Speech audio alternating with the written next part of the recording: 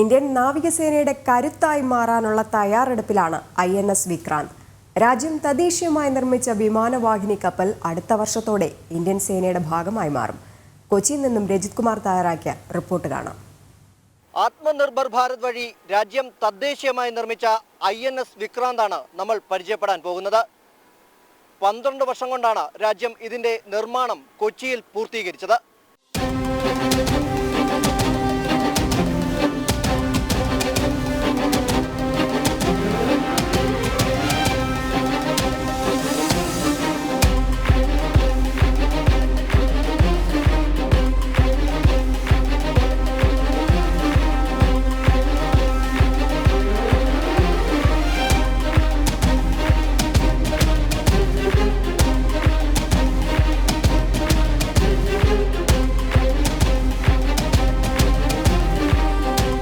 ആത്മനിർഭർ ഭാരത് വഴി ഇന്ത്യ തദ്ദേശീയമായി നിർമ്മിച്ച ആദ്യ പടക്കപ്പലാണ് IAC വിക്രാന്ത്.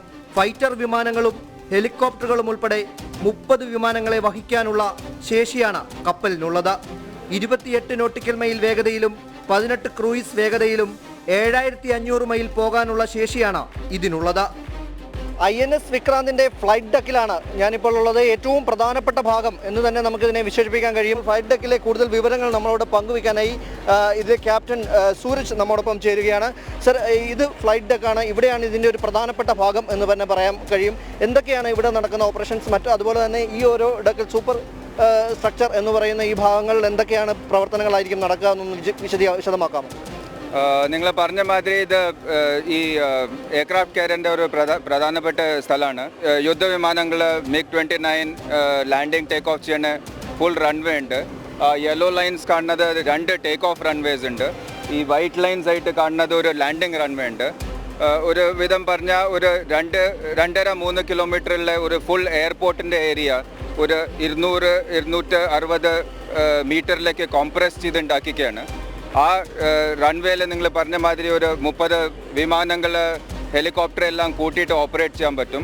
അത് വെറും ഓപ്പറേറ്റ് ചെയ്യുക മാത്രമല്ല, അത് ലാൻഡിങ് ടേക്ക് ഓഫ് മാത്രമല്ല, അതിൻ്റെ ഓൺബോർഡ് മെയിൻ്റനൻസ്, അതിൻ്റെ പാർക്കിംഗ് അറേഞ്ച്മെൻറ്റ്സ് എല്ലാം ഈ ഏരിയൻ്റെ ഇടയ്ക്ക് വെച്ച് തന്നെ ചെയ്യുക. സൂപ്പർ സ്ട്രക്ചർ പറയുന്നത് ഒരു ഐലൻഡ് സ്ട്രക്ചറാണ്. അവിടെ 2 കാര്യങ്ങൾ നടക്കും. ഒരു പാർട്ടായിട്ട് വരുന്നത് ബ്രിഡ്ജാണ്. അവിടെയാണ് ഷിപ്പിൻ്റെ എല്ലാം നാവിഗേഷണൽ ഓപ്പറേഷൻ നടത്തുന്നത്. മറ്റേ സൈഡിലേക്ക് വരുന്നത് ഒരു ഫ്ലൈക്കോ പറഞ്ഞ സ്ഥലമാണ്.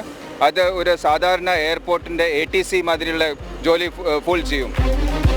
14 ഡെക്കുകളിലായി 2300 കമ്പാർട്ട്മെന്റുകളാണ് കപ്പലിൽ തയ്യാറാക്കിയിരിക്കുന്നത്.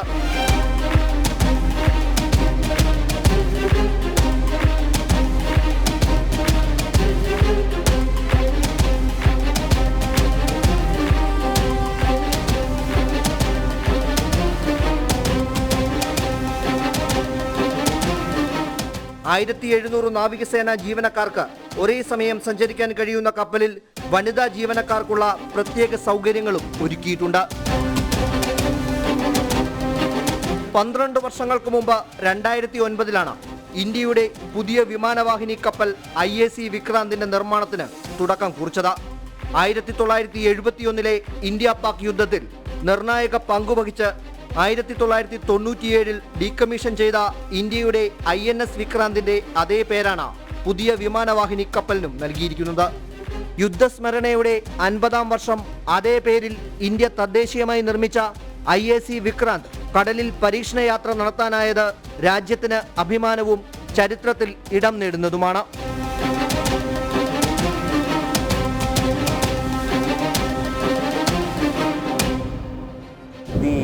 Indigenous aircraft carrier, which will be named as Vikrant, completed its 5-day sea trials, the first sea trials during its construction phase, and its successful completion is a glowing testimonial to Atmanirbhar Bharat. It does not only demonstrate the Indian Navy's capability to design and oversee the construction of the most complex of warships, but also of our shipyards, particularly Kochi shipyard, to execute such a large and complex shipbuilding project. The Indian Navy is very, very confident that the INS Vikrant, the new Vikrant, will carry forward the golden legacy of its predecessor, the first INS Vikrant, and will write new and even more glorious chapters in India's maritime history.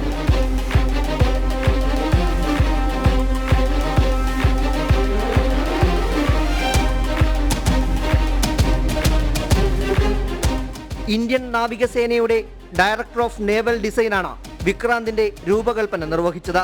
ഇതോടെ തദ്ദേശീയമായി വിമാനവാഹിനി കപ്പൽ രൂപകൽപ്പന ചെയ്തു നിർമ്മിക്കുന്ന രാജ്യങ്ങളുടെ പട്ടികയിൽ ഇന്ത്യയും ഇടം പിടിച്ചു. ഒരു രാജ്യം സ്വന്തമായിട്ട് വിമാനവാഹിനി കപ്പൽ നിർമ്മിക്കുമെന്ന് പറയുമ്പോൾ ആ രാജ്യത്തിൻ്റെ ടെക്നോളജി, അതുപോലെ തന്നെ അതിൻ്റെ നമ്മളുടെ സാങ്കേതിക മികവ്, പിന്നെ നമ്മൾക്ക് അതിനുള്ള അത്രയും സോഴ്സസും കാര്യങ്ങളും അത് കഴിവുള്ള നൈപുണ്യവും നമുക്കുണ്ടെന്ന് തെളിയിക്കുന്ന ഒരു കാര്യമാണ്. ചരിത്രം പരിശോധിച്ചാൽ പോലും അറിയാൻ പറ്റും, സമുദ്രത്തിൽ ആധിപത്യമുള്ളവർക്കാണ് ലോകത്തിൽ ആധിപത്യം നേടാൻ സാധിച്ചിട്ടുള്ളത്. അപ്പോൾ ആ രണ്ട് തലത്തിൽ നമ്മൾ ചിന്തിക്കുമ്പോഴും ഇന്ത്യയെ സംബന്ധിച്ചിടത്തോളം ഇതൊരു സുവർണ അവസരമാണ്. ഈ അവസരത്തിൽ നമുക്കൊരു വിമാനവാഹിനി കപ്പൽ സേനയിലേക്ക് ചേരുന്നതോടുകൂടി നമ്മളുടെ ശക്തി കൂടുകയാണ്. മറ്റു രാജ്യങ്ങൾ നമ്മളെ വളരെയധികം റെസ്പെക്റ്റോടു കൂടിയാണ് നോക്കാൻ പോകുന്നത്. കഴിഞ്ഞ വർഷം നവംബറിൽ ബേസിൽ ട്രയൽ പൂർത്തീകരിച്ച കപ്പൽ കഴിഞ്ഞ ആഴ്ച ആദ്യ പരീക്ഷണ കടൽ യാത്രയും പൂർത്തിയാക്കി. പൂർണ്ണമായും പ്രവർത്തന സജ്ജമാകുന്നതോടെ 20 ഫൈറ്റർ ജെറ്റുകളും 10 ഹെലികോപ്റ്ററുകളും ഉൾപ്പെടെ 30 എയർക്രാഫ്റ്റുകളെ വഹിക്കാൻ INS വിക്രാന്തിന് കഴിയും.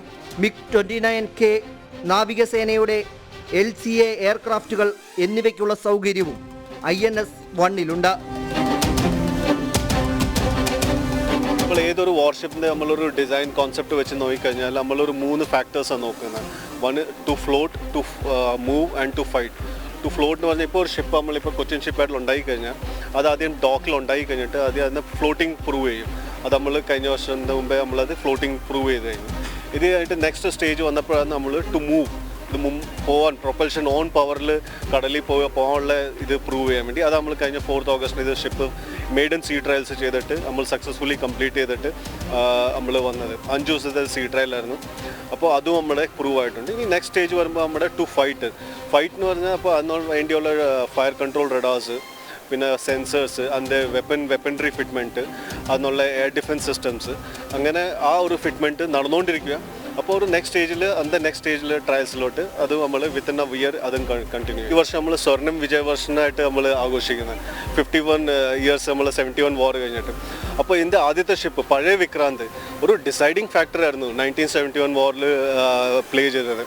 അപ്പോൾ ആ ഒരു സമയത്ത് ഇത് മെയ്ഡൻ സീ ട്രയൽസിന് പോകാൻ പറ്റിയ നമുക്കെല്ലാവർക്കും ഒരു നല്ലൊരു അഭിമാനമുള്ള കാര്യമാണ്, ഒരു പ്രൗഡ് മൂവ്മെൻറ്റ് നമുക്കെല്ലാം. അടിയന്തിരമായി 3 വിമാനവാഹിനി കപ്പലുകളുടെ ആവശ്യകതയാണ് ഇന്ത്യക്കുള്ളത്. INS വിക്രമാദിത്യ മാത്രമാണ് ഇന്ന് ഇന്ത്യൻ സേനയുടെ ഭാഗമായുള്ള വിമാനവാഹിനി കപ്പൽ.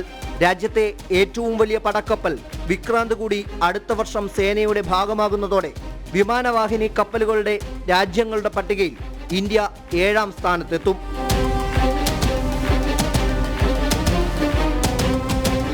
ഇന്ത്യയുടെ പടക്കപ്പൽ INS വിക്രാന്ത് പുനർജനിക്കുകയാണ്. ഇന്ത്യൻ മഹാസമുദ്രത്തിൽ ഇന്ത്യൻ സേനയുടെ കരുത്തായി മാറാൻ. INS വിക്രാന്തിൽ നിന്നും ക്യാമറമാൻ ആഞ്ജനേയ ആദർശിനൊപ്പം രജിത് കുമാർ, ജനം, കൊച്ചി.